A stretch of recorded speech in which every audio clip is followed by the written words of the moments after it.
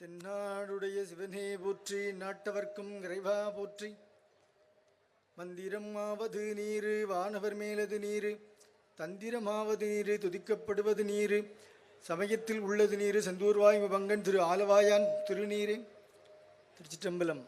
எல்லாம் அல்ல இறைவனுடைய நல்லருளினாலே மதுரையில் சிறப்பான முறையிலே எஸ்டிபிஐ கட்சி நடத்துகிற வெள்ளட்டும் மதச்சார்பின்மை மாநாடு என்கின்ற அற்புதமான இந்த மாநாட்டில் மேடையில் அமர்ந்திருக்கிற மாண்புமிகு சட்டசபை எதிர்க்கட்சி தலைவர் அவர்களுக்கும், எஸ்டிபிஐ கட்சியின் மாநில தலைவர் அன்புக்குரிய சகோதரர் நெல்லை முபாரக் அவர்களுக்கும், மேடையில் அமர்ந்திருக்கிற முன்னாள் அமைச்சர்கள், இரு சமயங்களை சார்ந்திருக்கிற பெரியோர்கள், சான்றோர்கள், மேடையை நோக்கி அமர்ந்திருக்கிற எனது அருமை சகோதர சகோதரிகள், நான் பிறந்த இடத்தையும் விட என் மீது அன்பையும் பாசத்தையும் பொழியக்கூடிய சகோதர சகோதரிகள் என்று நான் உங்களை பாசத்தோடு சொல்லுவேன்.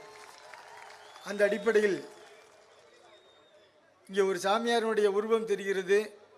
வழக்கமாக இடதுசாரி மேடைகளிலே பார்க்கக்கூடிய ஒரு முகம் இன்றைக்கு இங்கே நின்று கொண்டிருக்கிறார் என்று தமிழ்நாடு அளவில் இதற்கு ஒரு கேள்வி எழுந்தது. நான் சொன்னது உண்டு, சமய சார்பின்மைக்காக ஒரு கூட்டம் கூட்டப்படுகிறது என்றால், கடைக்கோடி மக்களினுடைய சுதந்திரத்திற்காக, வாழ்வாதாரத்திற்காக ஒரு கூட்டம் கூட்டப்படுகிறது என்றால், நிச்சயமாக அந்த இடத்தில் ஏதாவது ஒரு மூலையிலாவது ஒரு இடம் வேண்டும் என்று எல்லாம் அல்ல இறைவனை நான் வேண்டிக் கொண்டே இருப்பேன். அப்படிப்பட்ட ஒரு இடம் இங்கே இருக்கிறது என்று நான் நம்புகிறேன். இன்னும் ஒருபடி மேலே இப்பொழுது மாண்புமிகு எதிர்க்கட்சி தலைவர் அவர்களும் நம்முடைய மாநில தலைவர்களும் வரும்போது நல்ல ஒரு ஆரவாரம், கரகோஷம். நான் கூட நினைச்சேன், நாடாளுமன்ற தேர்தல் அறிவிச்சிட்டாங்களோ, இந்த கூட்டத்தை பார்த்துவிடும் இந்திய தேர்தல் ஆணையம் விரைவில் அறிவித்துவிடும். ஏன்னா மக்கள் தயாராக இருக்கிறார்கள், யாரை தேர்வு செய்ய வேண்டும் என்பதிலே அவர்கள் முடிவெடுத்து விட்டார்கள் என்பதை இந்த கரகோஷம், இந்த எழுச்சி சொல்லும். இன்னும் ஒருபடி மேலாக அண்ணன் எடப்பாடியார் அவர்கள் வருகிறார் என்று அன்போடு இந்த மேடை அழைத்தது.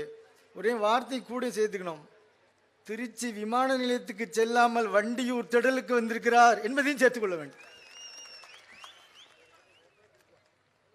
சுருக்கமாக ஒரு வார்த்தை சொல்ல வேண்டும் என்றால், தமிழ்நாடு மக்கள் அண்ணா திராவிட முன்னேற்ற கழகத்திடம் இதைத்தான் எதிர்பார்த்தார்கள், இதைத்தான் எதிர்பார்த்தார்கள். அது நடந்திருக்கிறது. அதனால எஸ்டிபிஐ கட்சி இங்கே மாநாடு நடத்துகிறது. ஃபாதர் அவர்களும் அடியேனும் இந்த மேடையில் கலந்து கொண்டிருக்கிறோம். எங்களை பொறுத்த வரைக்கும் ஒரே ஒரு செய்தி தான் உங்களோடு. தமிழ்நாட்டு மக்கள் அரசியல் என்பதை இரண்டு பார்வையை தான் பார்க்கிறார்கள். இப்போ சபரிமலை நோக்கி இந்து சகோதரர்கள்லாம் சாரியாக செல்லக்கூடிய ஒரு மாதம் ஐயப்பனுக்கு கொண்டு போகும்போது இருமுடி கட்டுவார்கள். அதற்கு பேர் இருமுடின்னு பேர். இந்த பக்கம் ஒரு முடி, அந்த பக்கம் ஒரு முடி கட்டுவாங்க.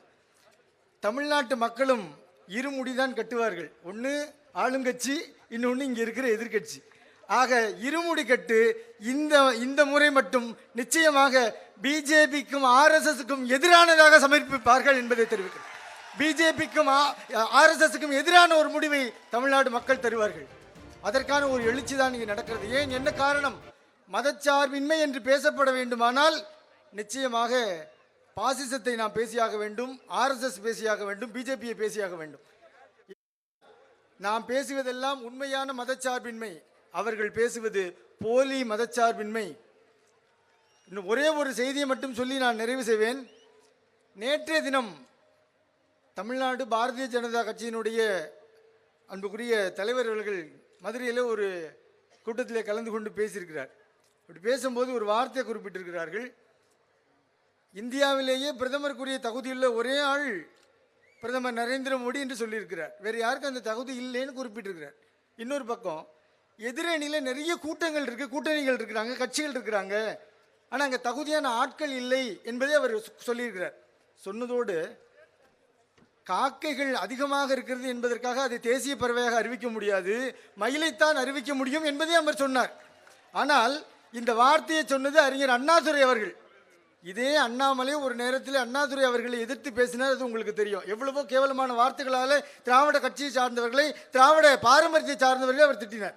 இன்றைக்கு அதே வார்த்தையை எடுத்து தூசி திட்டுறார். அவருக்கு நான் ஒரு பதிலை தான் சொல்ல விரும்புகிறேன்.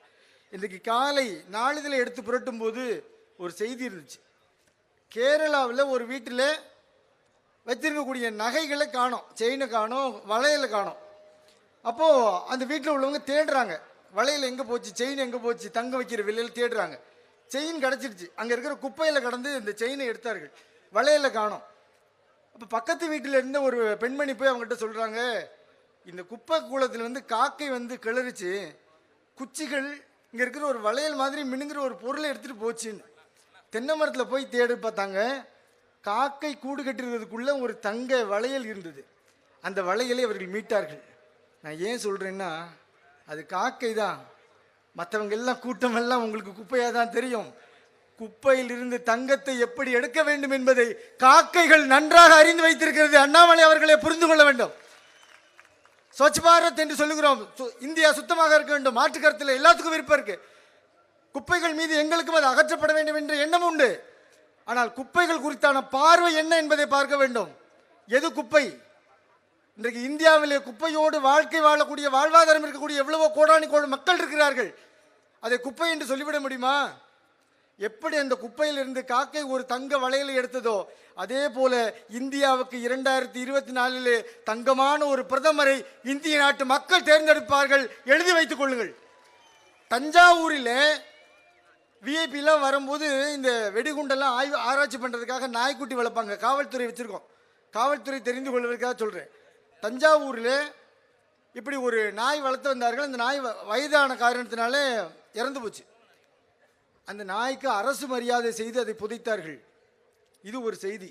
அதே மாதிரி மதுரையில் 2 நாளைக்கு முன்னால் ஒருத்தர் ஒரு நாயை அடித்து கொண்டாருன்னு ஒரு விவசாயியை கைது பண்ணாங்க. உங்களுக்கு தெரிஞ்சிருக்கும், மதுரையில் நடந்த சம்பவம். ஏன் சொல்கிறேன்னா, அதுவும் நாய் தான், இதுவும் நாய் தான். நாய்க்கு மரியாதை கொடுக்க தெரியும். இந்த பக்கத்தில் நடந்ததை நான் நியாயப்படுத்த விரும்பலை. நான் சொல்ல வருகிற செய்தி, என்னுடைய வாழ்வாதாரத்தை கடித்தால் அது எந்த நாயாக இருந்தாலும் பரவாயில்லை, நான் செய்ய வேண்டிய மாற்று செயலை செய்தே தீர்வேன். தவறு சரி என்பது அடுத்த கட்டம் என்பதை சொல்லிக்கொண்டு, பயத்திலிருந்து விடுதலை, பசியிலிருந்து விடுதலை என்பதை நாம் முழக்கமாக இங்கே சொல்லுகிறோம். இது நமக்கான பசி, நமக்கான பயம் என்று மட்டும் எடுத்துக்கொள்ளக்கூடாது. இந்த கூட்டத்தை பார்த்து ஒரு கூட்டத்திற்கு பயம் வந்திருக்கும். இன்றைக்கு இரவு சாப்பிட மாட்டார்கள், கவலைப்படாதீர்கள், சாப்பிடுங்கள், உங்களுக்கு பயத்திலிருந்து விடுதலை, பசியிலிருந்து விடுதலை என்று சொல்லி எல்லாம் வல்ல இறைவனின் நல்லருளினாலே இது போன்ற சமய நல்லிணக்க கூட்டங்கள் மதச்சார்பின்மைக்காக கூட்டப்பட வேண்டும். எல்லா மக்களுக்குமான வாழ்வுரிமை கிடைக்க வேண்டும், வாழ்வாதாரம் கிடைக்க வேண்டும் என்று எல்லாம் வல்ல இறைவனை பிரார்த்தித்தவனாக வாய்ப்புக்கு நன்றி கூறி அமைகின்றேன். வணக்கம்.